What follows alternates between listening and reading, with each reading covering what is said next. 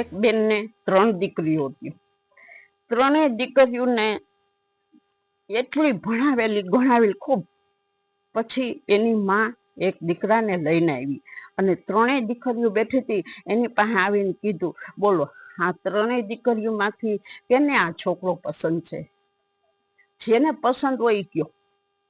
છોકરો બહુ સારો છે, સમજદાર છે અને ડાયો છે, સંસ્કારી છે.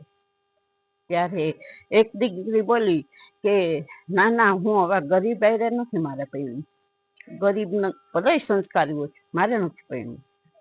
બીજી છોકરી કે નહીં, ભલે એ સમજદાર હોય પણ મારે એને ગમે એમ તો છે તો ગરીબ જ ને. મારે ગરીબ આયરે તો પરણવું જ નથી, મારે તો શ્રીમંત આયરે જવું છે, મારે તો પૈસા વાળાની આયરે જવું છે. ત્રીજી દીકરી કહે કે માં, તું જે કહેતી હો ને એ મને બહુ જ ગમે છે અને સારું હશે ને સત્ય હશે, મારે આની સાથે પરણવું છે.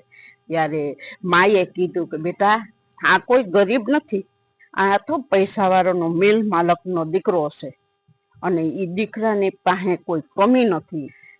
એ તો એટલા માટે દીકરીઓને જોવે છે કે કી દીકરી મારા ઘરને લાયક છે, કી દીકરી મારે લાયક છે. સંસ્કારી જોઈ, કોઈ ગર્વ ના હોવો જોઈએ, ગમે એવડી મિલકત હોય તો અભિમાન ના આવવું જોઈએ, ગમે એવું રૂપ હોય તો અભિમાન ના આવવું જોઈએ, એવી દીકરી માટે પરણવું. તો ત્યારે દીકરીએ કીધું, જેને પસંદ કર્યો ને એ દીકરીએ કીધું કે તો આ ગરીબ થઈને કેમ આવ્યો? તો કે બધાના માઇન્ડ હરખા નથી, આ મારે 3 દીકરીઓ છે, 3 માંથી એક જો એકને મળતો આવે એટલા માટે આ દીકરાને એમ થયું કે મારું ઘર સાચવે એવી દીકરી હોવી જોઈએ.